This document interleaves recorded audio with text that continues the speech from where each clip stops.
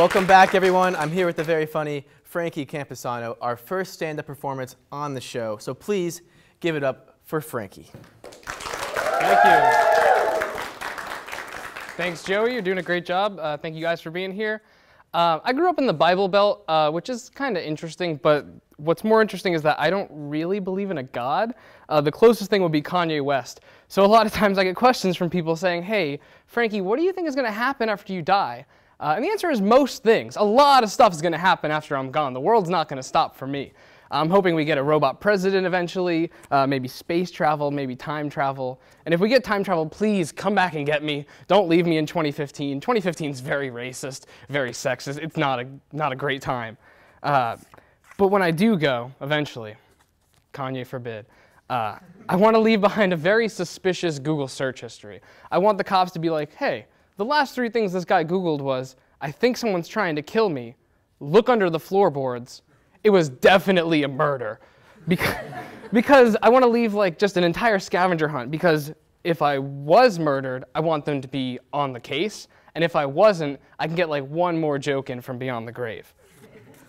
And I really like using the internet, but I don't know if it's making me smarter or stupider. And stupider's not a word, so maybe that's the answer. My new hobby lately is I go up to people who I've never met before.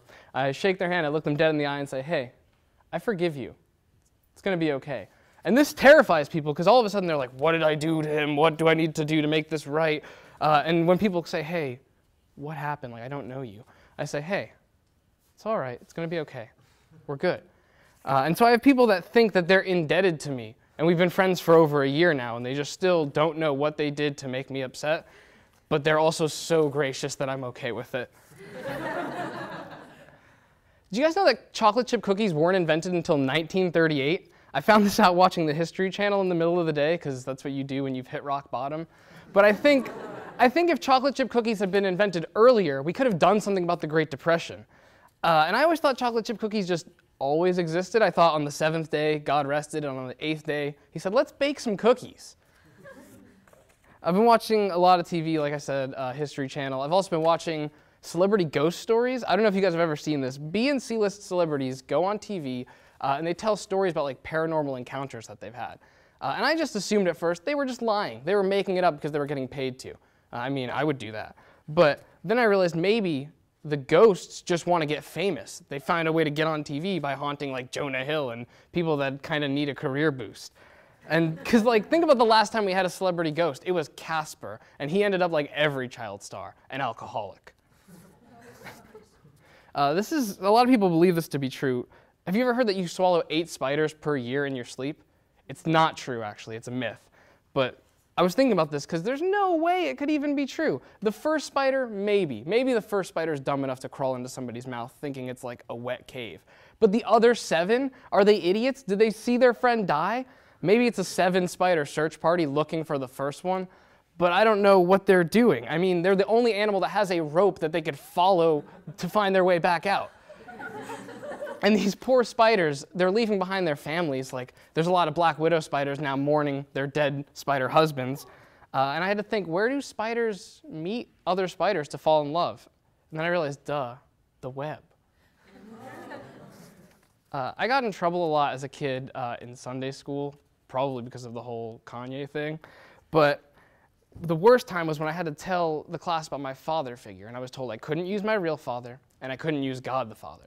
So there went my first 2 options. But I realized, who taught me about losing a father figure at a young age? Who taught me about coming back home and doing what was right for my family? Who taught me about the meaning of life, the circle of life? Mufasa, of course. He's everybody's first father figure. So my teacher really didn't like that. But the worst part was the week after. It was almost Christmas time.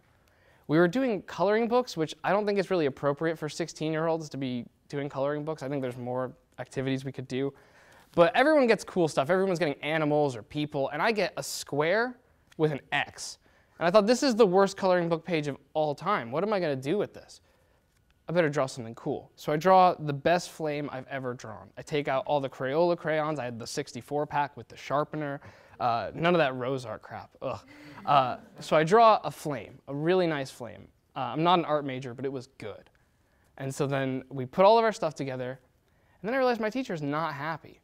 And she says, "Who set the nativity barn on fire?"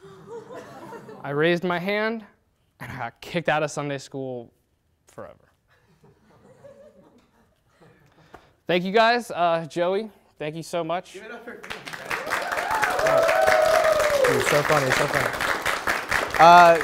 For more Elon After Hours, check us out on Facebook and like our page for some updates. Also share our stuff.